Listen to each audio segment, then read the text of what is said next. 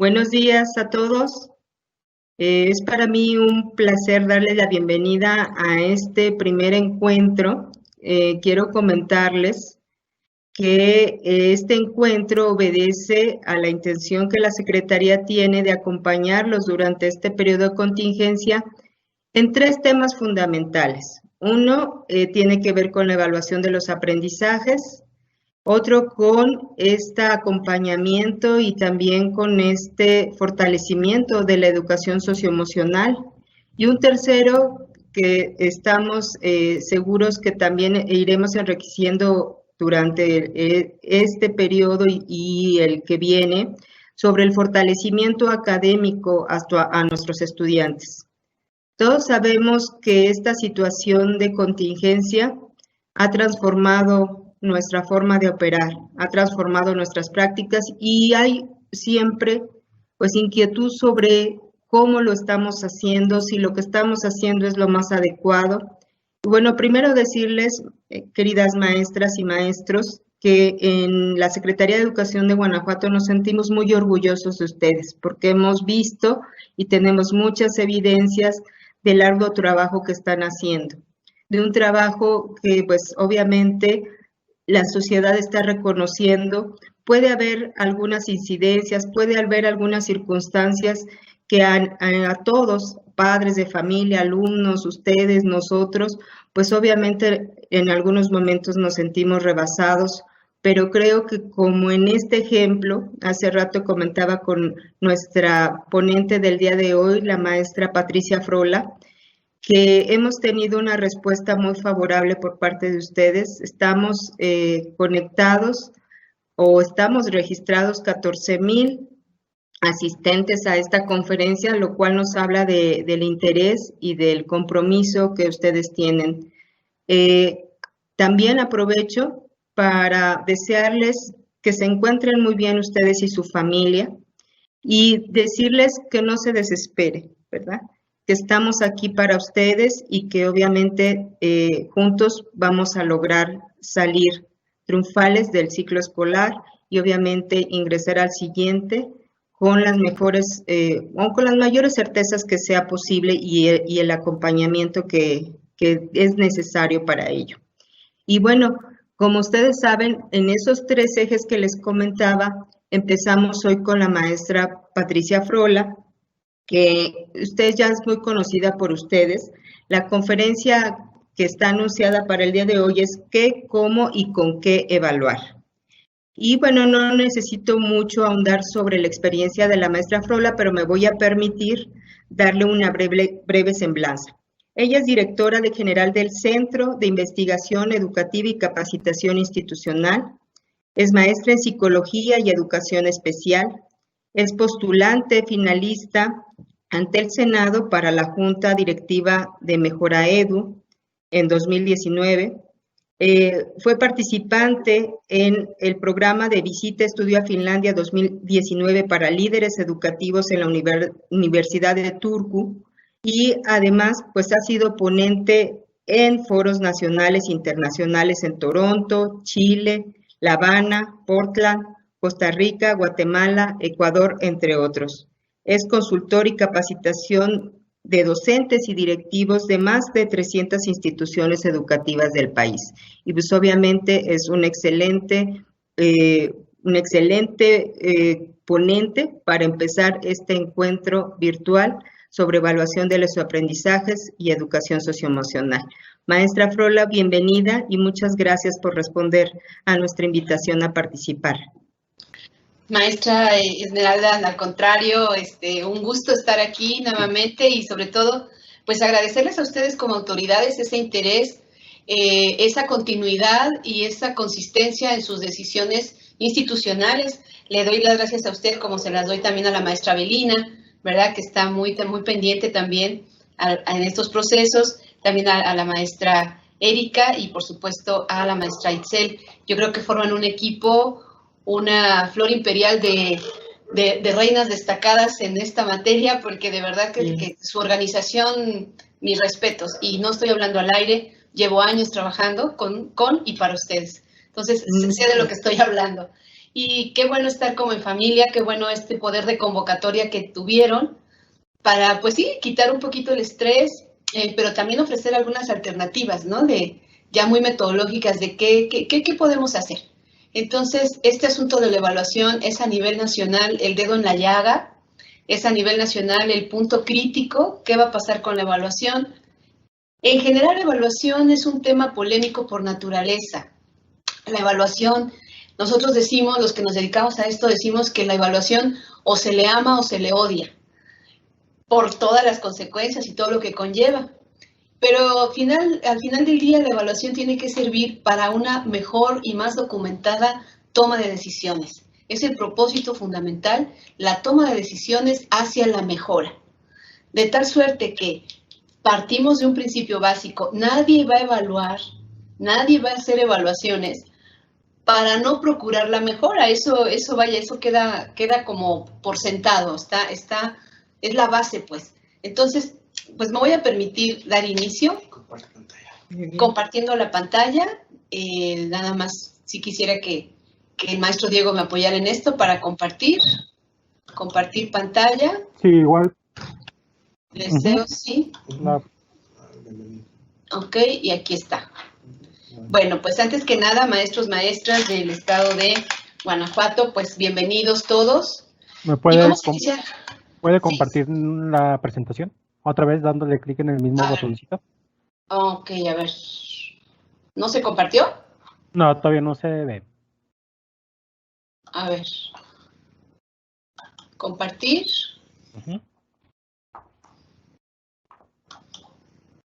Aquí está. ¿Ya? ¿Ya se ve? Sí, perfecto. Okay. Muy bien. Bueno, pues iniciamos entonces, maestros, maestras. Sean muy bienvenidos a esta propuesta, a esta serie de contenidos que vamos a trabajar. ¿Qué, cómo y con qué evaluar? Pero antes quisiera yo darles un poquito de encuadre de qué es lo que vamos a estar abordando en este lapso. Y yo quisiera centrarme en 4 tópicos principales. Bueno, el primero, la historia de la educación se va a escribir antes y después de la pandemia, es decir, este hecho histórico nos va a marcar el resto de nuestra vida profesional y de nuestra vida como seres humanos. Esto es definitivo. Y vamos a abordar un poquito el por qué. El número 2 es la gran incógnita, o sea, qué, cómo y con qué evaluar. Y me voy a centrar en el objeto de evaluación y las herramientas conducentes para ello. Los principios que rigen la decisión de uno u otro instrumento de evaluación. Tengo que retomar, pues forzosamente, la función del docente. ¿Cuál es nuestro principal objetivo como funcionarios, como prestadores de este servicio, como profesionales de la educación, para no perdernos, consecuentemente, entonces, qué debo de evaluar? Entonces, voy a retomar esa parte muy normativa. Y por último, ¿qué actividades están trabajando? ¿Qué actividades quedaron de acuerdo los colectivos para dejar a sus alumnos? Y de ello, ¿cómo rescatar para decidir entonces con qué instrumento, con qué herramienta hacer evaluación? También no puedo dejar fuera las menciones que son metodológicamente incorrectas, y perdón que lo diga, pero algunas de las decisiones que se están tomando en el centro, ¿verdad? En la federación, nombre y apellidos, el secretario de Educación, metodológicamente no están siendo correctas y yo lo voy a abordar con el fin de que ustedes tengan todavía más abierto el panorama y tomen las mejores decisiones, ¿no? Para ese fin. Bueno, antes que nada quiero partir de esta imagen. Perdónenme que se mueva. Quiero partir de esta imagen porque se hizo viral. Y esto es lo que la pandemia dejó al descubierto. Esto es lo que esta situación de contingencia, nos dejó al desnudo, pues sí, los paradigmas de la enseñanza-aprendizaje que aún coexisten y cohabitan en las escuelas de nuestro país. Dejó al descubierto que muchos de nosotros, a pesar de que las reformas, a pesar de los cursos de la formación continua, lo indican, que debemos transitar hacia planeaciones cada vez más situacionales o cada vez más situadas, dejamos al descubierto que muchos de nosotros todavía estamos instalados, no todos, y tampoco es mi afán generalizar, pero que sí, definitivamente seguimos instalados en un paradigma temático secuencial. Me vas a desarrollar el tema del libro, la página del libro, me vas a hacer luego en secuencia un resumen, una monografía, un entregable. Esta parte, este paradigma que todavía predomina en muchas de nuestras escuelas, son algunas de las decisiones que tomaron los maestros y las maestras para trabajar con los alumnos en la situación de emergencia. Esto va a traer como consecuencia, pues, prácticamente que si a mí me preguntan, bueno, si estas fueron las actividades, y yo sé que en Guanajuato no pasó así, pero por si hubiera dado el caso de que dejaron actividades muy de libro, muy temáticas, pues ahí no hay vuelta de hoja. Si a mí me preguntan, oye, ¿cómo evalúo cuando resolvieron la página 16, 17, 24? ¿Con qué lo voy a evaluar? Bueno, pues estamos hablando de una evaluación de puramente contenidos. Estamos hablando de que solo puedes evaluar temas, porque solo dejaste temas. Si eso es así, pues no hay vuelta de hoja. Tu instrumento tiene que ser este. Nada más que ese instrumento no cumple con los requisitos metodológicos pertinentes. Es decir, si tú aplicas el día de, no sé, cuando se reanuden, cuando el tiempo así lo permita, un instrumento de esta naturaleza, que es prácticamente lo que estaba anunciando el secretario de Educación, él hablaba de aplicar un examen diagnóstico estandarizado a partir de los contenidos del libro de texto, una serie de cosas que metodológicamente son incongruentes, pero bueno, si esto sucediera, pues obviamente, maestros, su examen tendría una calificación algo muy parecido a esto. Es un poco chusca la imagen, pero es como para enfatizar que lo único que tendrían ustedes sería una gran cantidad de alumnos y alumnas reprobadas. Y ahorita es paso a explicar por qué.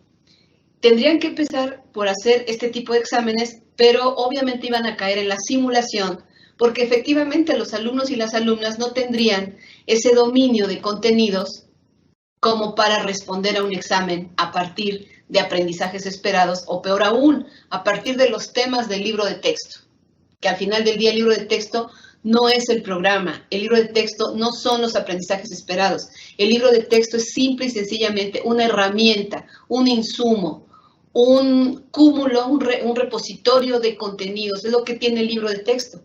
Entonces, si ustedes hacen un instrumento consecuente con esto, pues es un examen estandarizado. Y lo único que va a arrojar es reprobación. ¿Por qué sostengo que no solamente iba a arrojar reprobación? Bueno, maestros, porque al delegar la vigilancia de estos temas y contenidos, delegarlos a la familia, a la mamá, al papá, a la tía, a la abuelita, pues por supuesto que la variable de tu enseñanza, de tu acompañamiento, de tu estilo docente, de tu calidad didáctica, está omitido. ¿Por qué? Porque el espacio áulico se esfumó a partir de la pandemia. Entonces, de alguna manera, eso se le delega a la familia. Pero están de acuerdo que la familia no firmó nada. Y la familia no tendría ni con qué sostener los temas y la profundidad de los mismos, ni tendría el tiempo ni la obligación de hacerlo. Es más, en una situación de emergencia, ni siquiera el niño o niña está obligado, porque si te responde, pues nunca me aparecí en la clase virtual y nunca contesté las llamadas del docente y nunca se me dio la gana contestar el cuadernillo porque aprendí otras cosas durante la pandemia, ambas partes van a tener la razón. Ninguna de las dos partes tiene la culpa de la pandemia. Y el hecho contundente es que la variable enseñanza-aprendizaje salió de tu control docente, salió de tu control maestro-maestra. Si no hubo apropiación de contenidos, si no hubo desarrollo de contenidos en casa, vaya, pues no es culpa ni tuya ni del alumno. Simplemente la condición que estamos viviendo así lo está marcando. Ahora bien, un instrumento de esta naturaleza, como decía el secretario, aunque fuera diagnóstico, está inválido, o sea, no es válido por el escaso control de la variable. ¿Ok? Entonces, pues parto de esa premisa, me regreso a esta otra diapositiva. Esto indica los que dejamos actividades se llama técnicamente actividades de nivel operativo 1.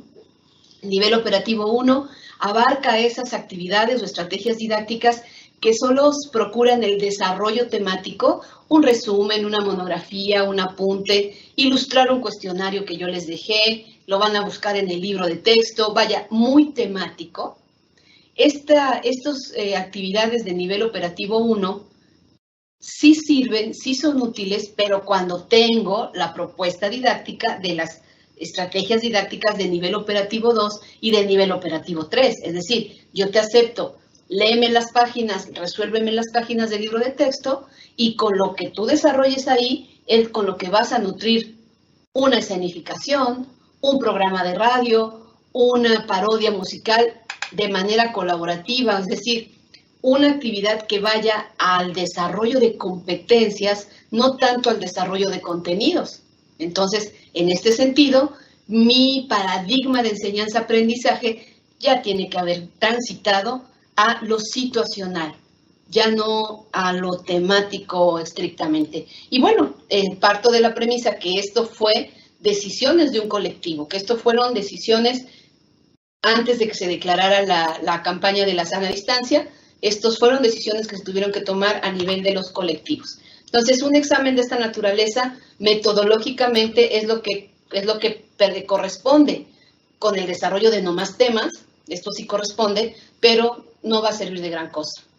No va a develar, no va a dar un índice de realmente lo que los alumnos y alumnas aprendieron durante la pandemia, porque yo les puedo asegurar que los chicos y chicas aprendieron muchísimo más que los aprendizajes esperados que vienen en el programa. Bueno, me voy a una parte que es muy normativa y que ustedes conocen muy bien, pues yo he estado en cursos con ustedes y sé que esto, miren, lo manejan, pero a la perfección, maestros, maestras. ¿Cuál es la función de un docente? Así, concreta y llanamente, lograr que los alumnos aprendan. Pero fundamento mi dicho en la norma. Y entonces cito aquí Diario Oficial de la Federación 2019 y define que el docente es el profesional responsable del proceso de enseñanza-aprendizaje. ¿Sí? Es el responsable. Promotor, coordinador, facilitador, investigador, agente directo del proceso educativo en la escuela. Perfecto. Aquí está la cita. Diario Oficial de la Federación, ahí está. Si esa es la función del docente y dice claramente en la escuela, resulta que dada la contingencia, el escenario escuela se esfumó. Se transitó a los hogares de los niños. Y cuando digo se transitó es los niños que viven en la ranchería más lejana en la punta del cerro, los que viven en zona urbana, los que viven cruzando el río, los que viven en un multifamiliar, todos amontonados, ya saben, las familias mexicanas así somos. Es decir, una heterogeneidad de escenarios donde el hecho educativo se pretende llevar a cabo. Pero esa falta de control sobre el escenario, sobre tus formas de ser docente, sobre tus actividades, tu forma de cómo quieres que convivan, cómo ellos se relacionan en el aula, eso se esfumó en estos meses. Entonces, por supuesto que se tiene que manejar con una toma de decisiones muy metodológica, muy documentada y muy bien planeada. Es por eso que se habla entonces de estos diseños situacionales universales, la universalización de las prácticas educativas. Tengo que hacer planeaciones universales para que todos quepan, para que todos los alumnos les interese, se contagien de mi planeación, sea una aplicación que aplique para los que tienen el Google Classroom, que aplique también para los que están viendo el Canal 11, para los que recibieron el cuadernillo y para otros que ni fu ni fa, o sea, ni lo uno ni lo otro. Planeación todoterreno, le llamamos acá en el CIESI. Esos son pasos metodológicos y deben estar muy cuidados para que nada se nos vaya y nada se nos quede como cabos sueltos. Pero definitivamente, dar temas o nada más el desarrollo de contenidos no aplica en esto. Cuando dice que la función del docente es lograr que los alumnos aprendan, la pregunta siguiente es, ¿que aprendan qué? Respuesta, la currícula vigente, pero en un escenario extraordinario, un escenario excepcional, un escenario con una diversidad de formas, vías, unos escenarios agrestes. Aquí cabe la anécdota, ayer la platicábamos Jesús y yo en una conferencia también, en un webinar. Hay un maestro que debe de ser reconocido. Los maestros así somos, a veces heroicos. Este maestro no tiene a su alcance, sus alumnos no tienen herramientas tecnológicas alguna, no tienen forma de ir a un lugar donde se concentren ellos. El caso es que el maestro decidió que de sus 35 alumnos, él va a ir visitando cada día a 7 de ellos. De salir de su casa con su tapabocas, con su mascarilla, ir a visitarlos el lunes a tantos, el martes a otros tantos, el miércoles a tantos, así hasta que acaba la semana. Les entrega el trabajo pendiente, se los explica, los acompaña y revisa el trabajo anterior, los invita, los motiva. Bueno, ver al llegar a tu maestro en tu propia casa es como wow, ¿no? La motivación altísima, y así está cumpliendo cabalmente con su trabajo, y algo concluimos de eso.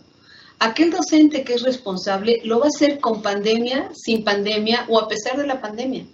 El docente que es irresponsable lo va a hacer en cualquier tipo de condición.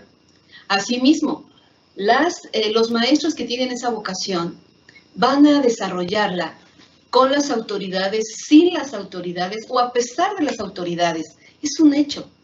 Los maestros hemos demostrado en otras situaciones que así somos. No necesitan a veces presionarnos de formas administrativas porque sabemos bien nuestra responsabilidad. Entonces, algo que tenemos que rescatar aquí es no perder de vista que si nuestra función es el aprendizaje de nuestros alumnos, la siguiente pregunta es, ¿qué del aprendizaje de nuestros alumnos? ¿Qué es lo que dice la currícula? Y bueno, esta diapositiva me va a ayudar un poquito.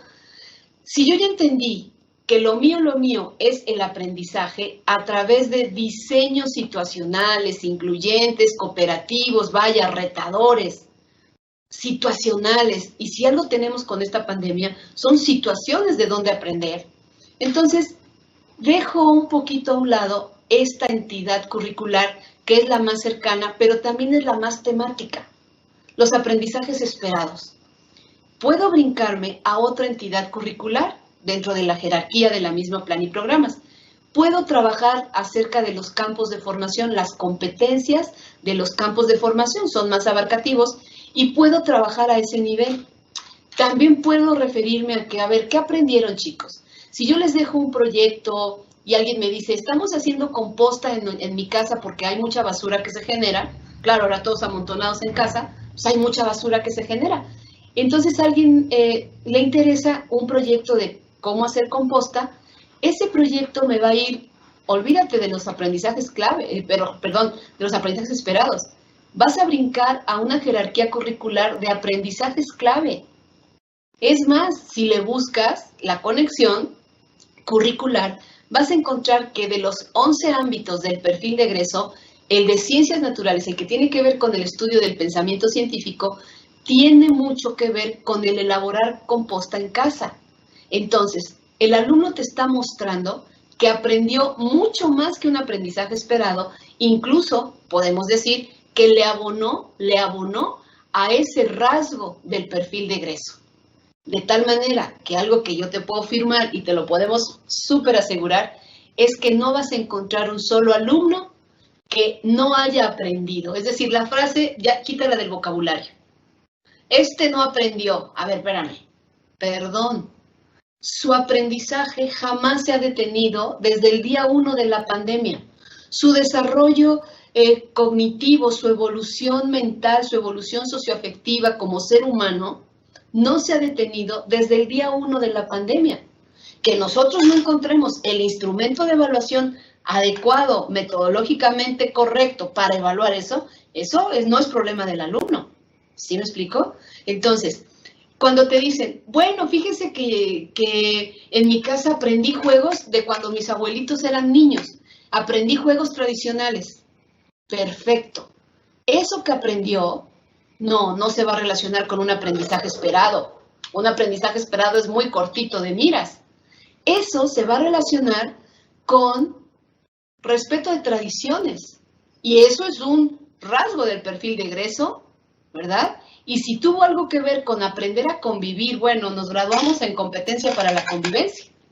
Nos graduamos porque aprender a convivir en un confinamiento con la suegra, con el marido, con los hijos. Bueno, es un logro, es un gran aprendizaje para la vida, competencias para la vida, y desde ahí también podemos hacer el corte en esa jerarquía para poder evaluar el aprendizaje de nuestros niños.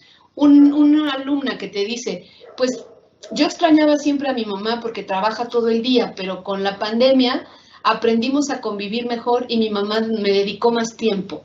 Aprendí a hacer labores, a ayudarla, y que te platique eso, dice, a ver, espérame, le abonaste a algo, maestros, maestras, de lo que pedíamos nuestra limosna cuando estábamos antes de la pandemia, desarrollar competencias para la vida.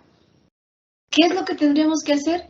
Encontrar la herramienta de evaluación conducente, ¿sí? Pero ¿de qué hubo aprendizaje? Surge mucho la pregunta, ¿qué vamos a hacer con los que nunca localizamos? Con los que nunca aparecieron, nunca se reportaron. Recíbelos, pero no los vayas a recibir con un examen. O sea, no con un examen como dice el secretario. ¿Qué creen? Que ya regresaron. Ahora les vamos a hacer un examen de opción múltiple, encierra la respuesta correcta. No, por favor.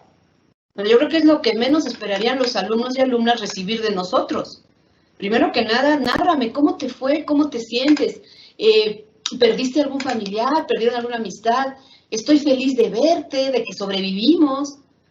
No, una evaluación. Ahora dime el teorema de Pitágoras, ¿verdad? O sea, sería no pertinente. Y metodológicamente imprudente. Bueno, ¿qué pasa? Mi objeto de evaluación, entonces, ya quedamos de acuerdo que no cambió. Sigue siendo el aprendizaje. ¿Qué sí cambió? El agente a cargo, el escenario, omitimos nuestra enseñanza, nuestro dominio de los aprendizajes, todo eso lo omitimos. Cambió el acompañante, porque pues ahora lo delegamos a los padres de familia. Sin embargo, la tarea para ustedes, y bueno, nosotros en lo que les podamos ayudar, maestros, maestras, es en la redefinición del objeto de evaluación. Vamos a entrar ya a un terreno más técnico-pedagógico, más metodológico. El objeto de evaluación sigue siendo el aprendizaje, pero como ya vieron en la jerarquía curricular, el aprendizaje está desde entidades muy bajas, de bajo calado, como el aprendizaje esperado, pero también hay aprendizaje en las competencias de los campos formativos, y también hay aprendizaje en los rasgos del perfil de egreso, y también hay aprendizaje en las competencias para la vida, las 5 para la vida. Si esto es así, lo que tienen que decidir en colectivo o a nivel de autoridades es dónde quieren hacer el corte para evaluar. Porque de que aprendieron, aprendieron. Nosotros mismos aprendimos de manera express. Yo quisiera preguntarles, hace 3 meses, realmente cuántos de nosotros sabíamos manejar un Zoom, sabíamos manejar el Team, aunque ya se nos había dicho que empezáramos a entrarle. Solo fue a partir de la pandemia que nos estamos haciendo competentes en el manejo de estas tecnologías. Y la frase que generalmente decimos, la madre de las competencias es la necesidad.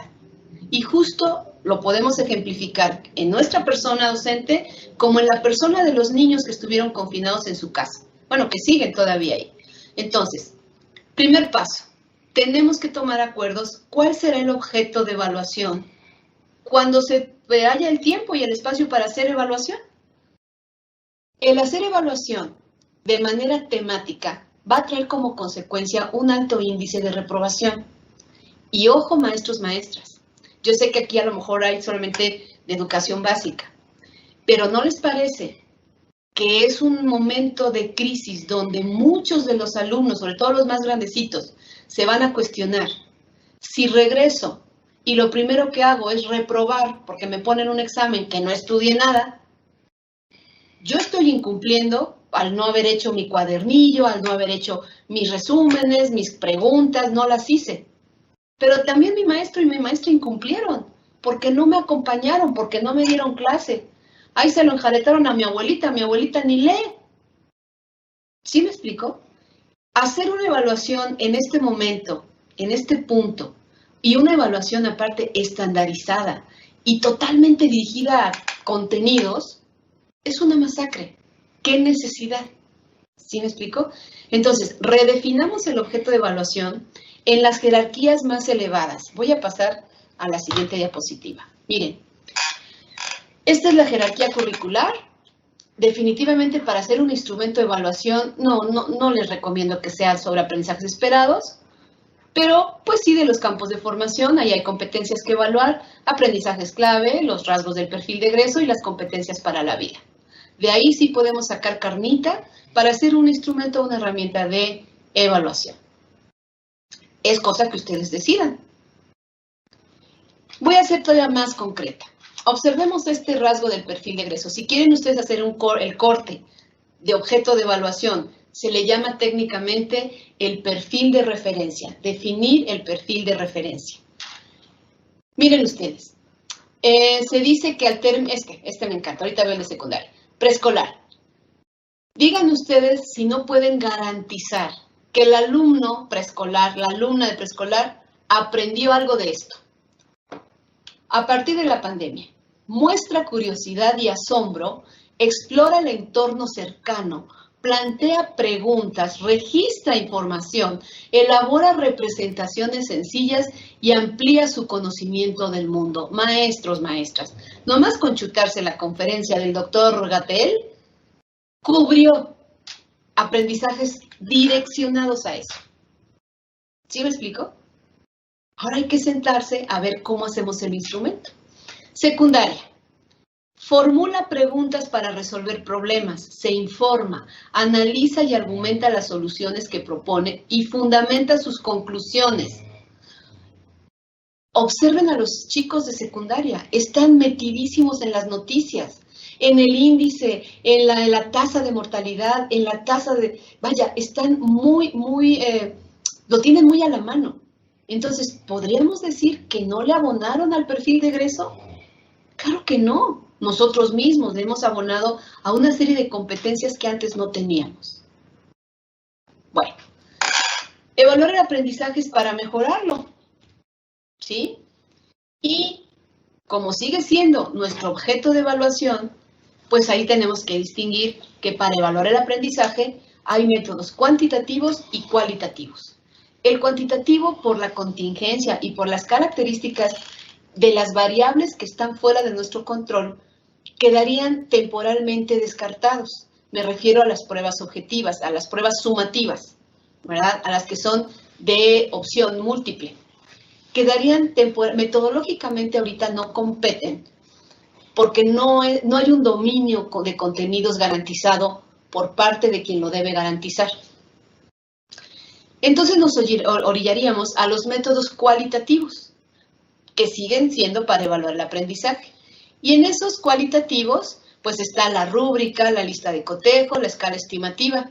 Ahí tendríamos que preguntarnos qué tanta pericia tenemos en los colectivos para desarrollar esas herramientas. Y el otro elemento, ¿qué les asignamos de tareas? Mira, las actividades o las estrategias didácticas de nivel 1 son las que sirven de insumo para las de nivel 2 y nivel 3. Son medios, no son fines.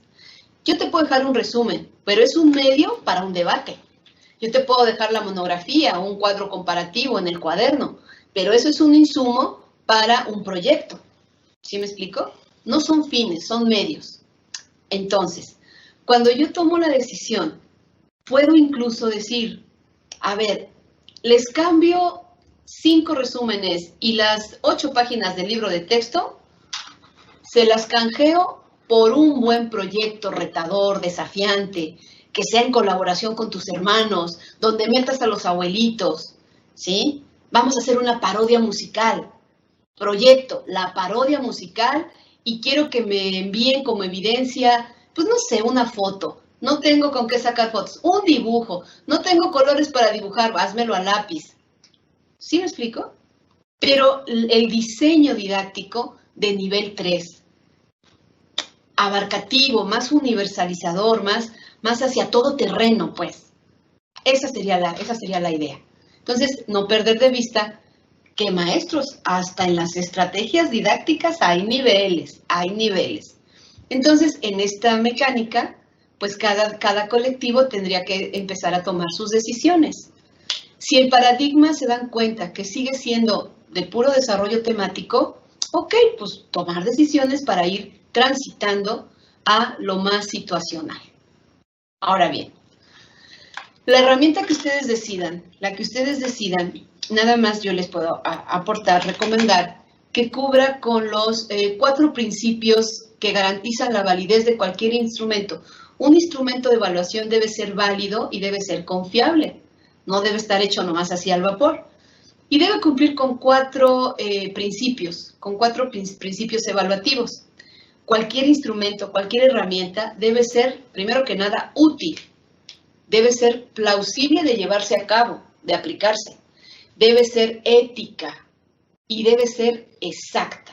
O sea, lo que mida debe ser lo más exacto para que los resultados sean lo más confiables posibles. Entonces, cuando escuchamos esa declaración del secretario de Educación, cuando dice, les vamos a aplicar un examen en la primera oportunidad, un examen estandarizado a partir de los contenidos del libro de texto, no, bueno, vamos a analizarlo a la luz de los principios. ¿Sería útil? Yo no veo en qué sería útil si están viendo que tienen alumnos que ni siquiera los encontraron para darles sus tareas a resolver. Nunca se aparecieron y nunca se reportaron. Y ojo, porque esos son los que están en riesgo de deserción. Ojo con ellos. Y luego los atiborras con un examen, pues declaradamente se te van a hacer desertores. Entonces, un instrumento en estas condiciones, tal como se está planteando desde la autoridad central, no es útil. Plausible, ¿de veras tienen tanto papel como para hacer, hagan de cuenta, el CISAT, pero duplicado? No es plausible.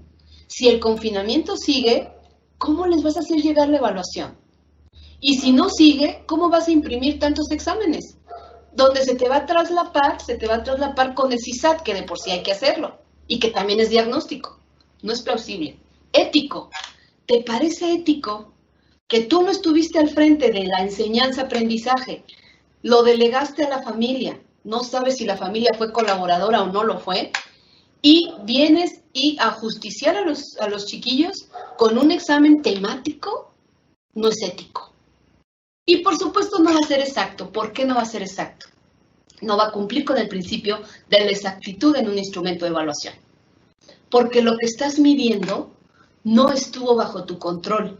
Y vas a tener alumnos que te digan, no entendí nada de eso, no lo leí en el libro, ni en la tele, ni en el Aprenda en Casa. Pero tú tampoco estuviste. Entonces estamos a mano. No va a ser exacta la medición. Bueno, pues ese es otro punto a reflexionar, maestros, maestras. Cuando yo les propongo utilizar herramientas cualitativas, es en local, es en lo cortito. Miren, es ejerciendo de una vez por todas la autonomía de gestión directivos y la autonomía curricular docentes. Porque solamente ustedes saben lo que pasa en esa escuela. Una herramienta cualitativa, una lista de verificación como esta, poniendo mucho cuidado en los indicadores, porque solo ustedes conocen a su población. Entonces, ¿qué podría ser un indicador actitudinal, uno conceptual, uno procedimental, de aquello que ustedes consideren que estuvo en manos de sus alumnos y que lo aprendieron en esta pandemia? Sobre eso tendría que ser esta herramienta. La lista de verificación es la más sencilla, solo permite decir si lo cubre, no lo cubre, si lo mostró, no lo mostró. Pero aquí lo que hay son indicadores y se tienen que tomar acuerdos sobre los indicadores a evaluar. Luego viene una escala estimativa.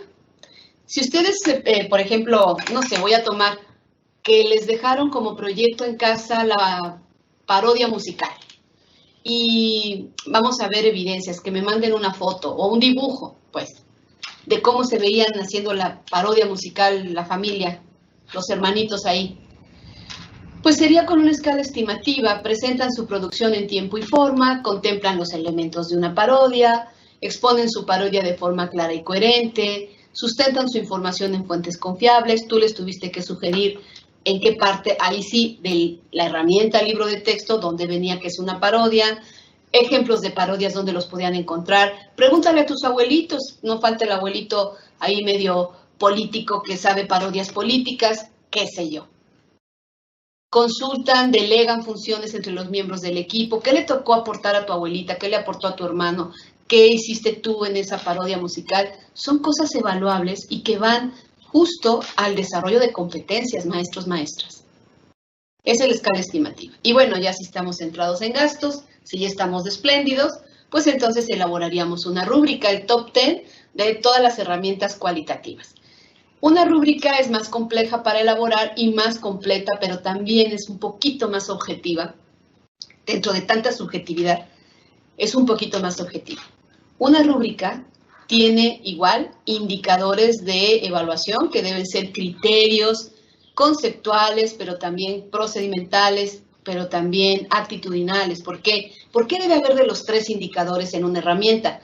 Porque estás tratando de abarcar la competencia y recordemos que la competencia es la movilización de recursos conceptuales, procedimentales y actitudinales en exhibiciones en real, en exhibiciones en vivo, con criterios de exigencia.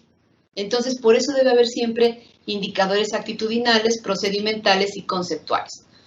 Y en el otro eje, la rúbrica tiene niveles de desempeño. Aquí yo le quise poner arbitrariamente nivel principiante, nivel intermedio, avanzado y experto, pero puede ser, la etiqueta puede ser la que tú gustes.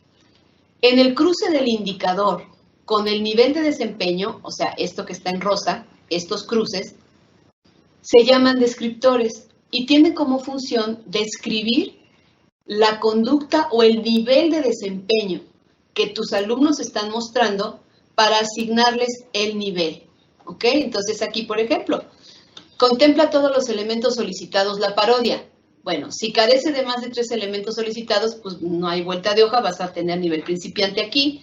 Si tiene la mayoría de los elementos, vas a llegar a nivel intermedio, pero si le faltó uno de los elementos, no más uno, pues llega avanzado. Ahora, si contiene todos y en niveles óptimos, pues alcanzas el nivel de experto.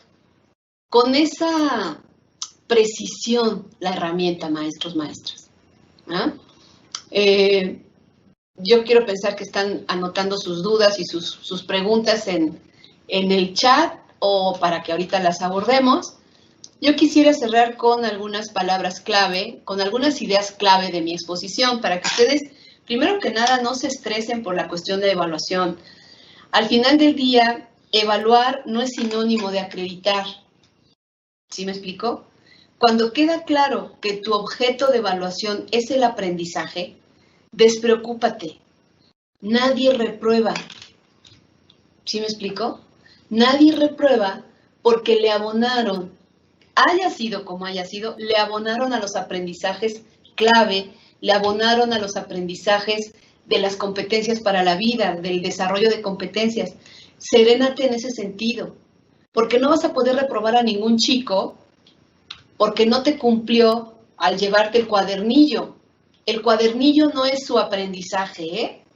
El cuadernillo es una petición, es una actividad, es un pedimento tuyo, pero no es el sinónimo de su aprendizaje. Eso lo tenemos que dejar muy claro. Como no compete ahorita un examen objetivo, pues no te preocupes. Tendrán que buscar herramientas cualitativas y en las herramientas cualitativas siempre va a haber un nivel de logro, siempre va a haber un avance, ¿ok? Ideas clave. Diseño didáctico universal, hay que empezar ya a transitar, ya habíamos empezado, Guanajuato ya lleva un historial en ello y es donde yo me congratulo de pertenecer, pues de alguna forma a sus colectivos, maestros, maestras. El tránsito hacia el diseño situacional lo estuvimos trabajando y yo sé que para ninguno de ustedes es algo nuevo. Otra idea clave es la didáctica situacional. La autonomía de gestión, ahora sí, es para ejercerla. Los directivos que con sus grupos docentes digan, bueno, pues es que nos parece que vamos a utilizar una rúbrica para evaluar esta situación, pues tendrá que ser considerada. ¿Por qué? Porque, maestros, algo que aprendimos, justamente hace un año estuvimos en Finlandia, algo que aprendimos de por qué es tan exitoso ese país en su nivel educativo, es porque está afincado en relaciones de confianza, en relaciones de confiar en su gremio docente, en su gremio magisterial, como adultos. No tienen ellos no consideran, los directivos no consideran tener a un grupo de párvulos adolescentes como profesionales de educación. Ellos confían en que son personas maduras, adultas, profesionales, y que tienen y deben de confiar en ellos, en su pericia como docentes, en su pericia como educadores. Este paradigma basado en la confianza y no tanto en el control administrativo va a dar mejores frutos. Y maestros, si no nos subimos al tren de la confianza, de la autonomía de gestión y de la autonomía curricular en este momento de crisis, el tren nos va a dejar a un lado. Eso pues considérenlo en las discusiones de sus colectivos. El asunto de aprender los pasos, los momentos del diseño de situaciones didácticas, pues es una cuestión que también se tiene que retomar. Transitar de lo temático secuencial a lo situacional son pasos que se tienen que dar, pero que yo sé que en Guanajuato pues estamos bastante avanzaditos en ello. Pues no sé si de mi parte creo que es lo que quería yo aportarles, y pues regresamos a la presentación. Voy a dejar de compartir. Ya. Pues aquí estamos, maestros, maestras. Lista para sus preguntas y para sus inquietudes, para sus dudas. Hay una parte de publicados. No sé si hay sí, chat. Sí. Dale. Ahí, donde está la pregunta. ¿Acá? Ah, ok, sí, acá está. Ah, muy bien. Marina Sujei, Carlos Alberto. Han publicado ya. Ahí. Ahí está. Muy bien. Ahí están las preguntas. Veo aquí algunas preguntas. Antes que nada, bueno, gracias por su paciencia. Y aquí empiezo leyendo a... Ok. Dice... el registro de asistencia deberá realizarlo a través del vínculo que será publicado por este chat. Ah, no sé. No sé. Está en el nuevo. Nuevo. ¿Qué? ¿En los nuevos? Ah, ok, ya estoy. Ah, me pregunta alguien que no sé su nombre. ¿Dónde trabaja Patricia Frola? Trabajo con ustedes, maestros, maestras. Soy como su Pepito Grillo. Soy la directora general del Centro de Investigación Educativa y Capacitación Institucional del CIESI. Provengo del aula. Mi alma mater es educación especial y mi plaza sigue todavía ahí con ustedes. Sí, me sorprendió la pregunta. Otra pregunta. Ana Karina, ¿cómo evalúo con rúbrica específica, registro, lista de cotejo, tomando en cuenta su participación, su esfuerzo y sus ganas de procurar sus actividades, etcétera? ¿Cuál sería la forma ideal para emitir una calificación? Bueno, estamos mezclando dos cosas, pero la que tú elijas, si tú eliges una rúbrica, Ana Karina, es más compleja de elaborar, pero es la que va a contener más elementos de juicio para que tú al final puedas tomar la decisión de una acreditación complementándola no solo con esa rúbrica, sino con otros elementos que el mismo alumno o alumnas te den, ¿sí? A lo mejor combinarlo con alguna pregunta más hacia qué te indicaban las gráficas, por ejemplo, de las conferencias del reporte del coronavirus, en fin, complementar esa rúbrica que es cualitativa con alguna otra información para que tú tengas más elementos de juicio, ¿sí? Explícame con tus propias palabras qué entiendes por gráficas. ¿Ya me entiendes qué es una gráfica? Porque lo viviste, porque diariamente aparecían gráficas. ¿Qué representan las gráficas? Vaya, que tú vayas haciendo una herramienta, la rúbrica me parece excelente, la escala estimativa también, porque ahí quedarían plasmados esos indicadores. Bien, bueno, soy el doctor Jesús Velázquez, estoy acá fuera de pantalla en los controles y me pidieron que leyera las preguntas que se seleccionaron para que se le dé respuesta. Una pregunta es, ¿cómo evaluar a alumnos que por el contexto externo de escasos recursos económicos no se conectaron o no se pudo contactar para seguir con sus actividades escolares a distancia? Ok. ¿Cómo evaluarlos? Con la misma estrategia cualitativa. El hecho de que no los hayas contactado, el hecho de que nunca se hayan reportado, Y bueno, yo no quiero hablar, ¿verdad? Porque no tengo la evidencia en la mano, pero también preguntarme, oye, ¿por qué no se habrá querido conectar ni buscarme? ¿Por qué este niño de plano como que no existo o no le interesó su trabajo? ¿Cuál es su condición? Porque espero no herir susceptibilidades, pero si mis tareas fueron un cuadernillo nomás para resolver y resolver y resolver y entregar, o resuélveme todo el libro, y fueron de ese tipo que son un poco tediosas las actividades, bueno, sí me queda claro por qué ni se reportó el alumno, ¿verdad? Pero habría que haber primero una investigación y cómo evaluarlo. Así, cuando llegue, cuando nos volvamos a ver, si es que nos volvemos a ver, ¿sí? Tú hazme una narrativa de qué te resultó importante, qué aprendiste durante estos meses de pandemia, qué aprendiste de ella. Ya me puedes explicar por qué es bueno lavarse las manos, ya me puedes explicar por qué las gráficas van en aumento, qué quiere decir el pico. Eso es de matemáticas, eso es de pensamiento matemático. Me puedes hacer una representación, qué quiere decir los estados de la República que están casi en negro, en color negro. ¿Sabes interpretar esos códigos? Yo te preguntaría cosas así, porque son de su condición, son situacionales. Si me responde, si me explica, y con eso lo complemento ahora sí con lo que ya habíamos avanzado del ciclo escolar antes de la pandemia, hago una complementación. Por supuesto que tengo elementos para decir, no, mijo, aunque no te hayas aparecido en toda la pandemia y no te hayas reportado, no te puedo dar por no acreditado. No te estoy haciendo ningún favor, me estás dando evidencias de aprendizajes curriculares y tengo la evidencia en la mano. Y mi colectivo me apoya, porque esto es una decisión de colectivo docente. Espero haber sido clara. Bien, sí, gracias. Luis Felipe Herrera López pregunta, ¿cómo evaluar educación física en este tipo de contingencia? Y yo le agregaría, bueno, hay varios maestros que no son maestros frente a grupo, al menos que son especial, de educación especial o otras modalidades. ¿Ellos cómo podrían evaluar? De manera situacional también.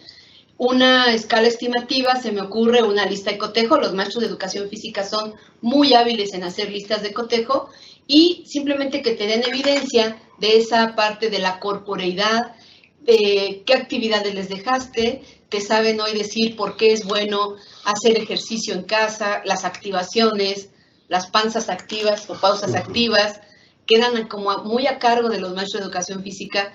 ¿Cómo relacionas eso con algunos rasgos del perfil de egreso? ¿Cómo relacionas que él te explique qué aprendió, qué hizo para no aburrirse? A ver, mijo, platícame qué hiciste para no aburrirte. Ah, pues mi abuelito me enseñó a jugar el avión, a jugar el bebe leche, creo que le llaman por el norte. ¿Y cómo es el juego? Explícame, ¿tiene reglas? Ah, sí, tiene reglas el juego. Si un niño te logra explicar las reglas, el respeto, la honorabilidad durante el juego, maestro de educación física, estarás de acuerdo que sí aprendió. Y aprendió del campo formativo que tú atiendes.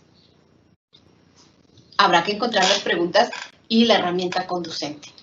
Muy bien, hay otro maestro que hace, o maestra, no sé, solamente pone su DPR, su clave de centro de trabajo. Nos pregunta, es una reflexión, ¿qué enseñanza nos deja cada gente que interviene en el funcionamiento de la escuela, derivada de la pandemia, docentes, padres, familia, alumnos y gobierno? ¿Los contenidos, según su opinión, para el nuevo ciclo escolar tendrán adecuaciones tomando en cuenta las circunstancias actuales que estamos viviendo? Maestro, pues esperemos que sí. Esto es una situación de crisis. Miren, en los hospitales, y perdónenme por el mal ejemplo, en un hospital cuando hay una persona grave que dicen los médicos entró en crisis, cuando se dice entró en crisis solo hay dos salidas. O sale en ataúd o sale sano y salvo. Bueno, el sistema educativo tiene una similitud con esta crisis. Esta crisis nos pone en una situación. Esta crisis la aprovechamos de una vez por todas para cambiar el paradigma, para salirnos de ese encajonamiento, ese acartonamiento tan academicista, tan recalcitrante en el que hemos estado durante décadas, y aprovechamos esta coyuntura o nos replegamos y seguimos en pan con lo mismo. Así de sencillo. Entonces, ¿Qué nos va a dejar todo esto? Lo que ustedes decidan. Si alguien dice, esto tiene que cambiar para mejorar, ser más flexibles, los contenidos, ese culto al contenido tiene que transitar al culto a las competencias para la vida, pues ustedes decidirán si es el momento o se siguen esperando. Pero los que ya no esperan son los alumnos. Una pregunta muy interesante proviene de un alumno de media superior. ¿Cómo a qué regreso? Si me estoy entendiendo bien con la tecnología, si el Google Classroom me está sirviendo, pues al único que yo regresaría al plantel físicamente es a que me certifiquen. El homeschooling va a ganar muchísimo terreno a partir de nuestras decisiones, maestros, maestras. Porque si no cambiamos el paradigma de la enseñanza-aprendizaje y empezamos ya realmente a actuar en consecuencia con el perfil de educandos que tenemos, por supuesto que la partida nos las va a ganar la situación de la tecnología. Van a decir, pues mejor solamente voy a que medio me asesore y posteriormente yo me entiendo con la tecnología, con las plataformas actuales y voy nada más a que la SEP me certifique y dejo de asistir a la escuela. Entonces, ¿cómo justifico yo, docente, mi presencia? Es una realidad y habrá que cuestionarnos. Muy bien, una última pregunta. Dice, sé que en todo momento se aprende, pero ¿qué hacer cuando tú sabes que un alumno siempre presenta falta de interés para el logro de aprendizajes de planes y programas y que además hoy tiene problemas de comunicación o conectividad con el alumno por falta a veces por falta de interés o falta de interés de los propios papás? La primera parte no la capté. ¿Qué hacer con alumnos que conocemos que tienen falta de interés para el logro de aprendizajes que están en los planes y programas y que hoy además tiene problemas de conectividad, no se le puede localizar y aparte los papás no se interesan por ello? O sea, el alumno típico, nuestro alumno típico. Ok, bueno, pues tendrá que ser un motivo de discusión también para el colectivo docente. Somos responsables de su aprendizaje, maestros, no olvidemos ese principio. Al ser responsables de su aprendizaje, tenemos que, a pesar de las condiciones familiares, contextuales, tecnológicas, de carencia, esa es la realidad con la que cuentas, eso es lo que hay. Eso no tenemos mucho control sobre ello. La pregunta y el cuestionamiento para el colectivo, no para ti solito, porque a veces nos sentimos el pípila cargando las situaciones tan graves de los alumnos. No, esto es un caso para el colectivo docente. ¿Cómo le van a hacer con ese niño? Porque así como ese niño hay como 15, 20 en la escuela. Entonces no es un asunto solo tuyo, porque ahorita está terminando el ciclo escolar, pero el siguiente va a ser alumno de otro profesor. Entonces, en conjunto, como una verdadera comunidad profesional de aprendizaje, ¿cómo le van a entrar a ese tipo de casos? ¿Van a optar por la nivelación pedagógica? ¿Van a ocupar el verano para nivelar pedagógicamente, para atraer? ¿Van a cambiar las estrategias? ¿Te cambio 5 cuestionarios por un proyecto lúdico para ver si así te interesas por mi clase? ¿Soy capaz de hacer eso? Porque ahí están las opciones. Son cambios paradigmáticos. Si yo sigo haciendo lo mismo, pues voy a obtener lo mismo, el desinterés, la apatía, la mamá que no se alinea, pues no se alinea porque tendrá sus razones, pero eso no me exime a mí de diversificar mis estrategias. Ok, solo quería abordar Muy bien. A ver, Héctor Rico Ramírez nos pregunta, ¿cómo evalúas a un niño a distancia si solo tendrás como parámetro las actividades, siendo que también la evaluación es un conjunto con otros parámetros? Ejemplo, asistencia, participación, puntualidad. Héctor Rico Ramírez. Bueno, ni la asistencia, ni la participación, ni la puntualidad tienen que ver con su capacidad de aprendizaje. Si los has estado considerando como referentes del aprendizaje, que ya vimos que normativamente lo tuyo se llama aprendizaje, esas asistencia, participación, puntualidad, perdón si voy a herir susceptibilidades, no tienen que ver con la capacidad de aprendizaje. Quítalas del escenario. Porque aunque tenga la gran puntualidad, si no aprende a un estando presente, pues mi responsabilidad va sobre su aprendizaje, no sobre su puntualidad. No es sinónimo de aprendizaje la puntualidad. La participación no es sinónimo. Hay niños que nunca participan, pero su aprendizaje es altísimo. Entonces, no son criterios de aprendizaje. Tendrán que resolver cómo o dónde los acomodan, porque además, estando en casa, pues quedan fuera totalmente. Espero haber sido clara. Muy bien, me aclaran que hubo 13,000 personas conectadas escuchando la conferencia y cierra enseguida la licenciada Esmeralda. Muchas gracias, doctora Rola. Yo creo que nos motiva a reflexionar muchas cosas, romper nuestros propios paradigmas, y yo creo que se tiene que empezar, digamos, con ese rompimiento del que usted mencionaba, pues haciéndolo primero, conversándolo, compartiendo una visión común con la que se puede estar o no estar de acuerdo, ¿no? Pero yo creo que así es cuando se inician los cambios, cuando nos empezamos a cuestionar y cuando empezamos a compartir. Pues agradecerle mucho, doctora, por su participación, y al resto de los participantes, pues agradecerles también. Supimos que tuvimos en algunos casos algunos problemas, es el primero, les aseguro que estaremos mejorando en los siguientes. Invitarlos a participar en el siguiente videoconferencia, que será el próximo 3 de junio, con la conferencia Habilidades Socioemocionales en Tiempo de Crisis. Los esperamos para esa próxima emisión y tengas todos muy bonita tarde. Gracias. Secretaría de Educación de Guanajuato. Guanajuato, Grandeza de México, Gobierno del Estado.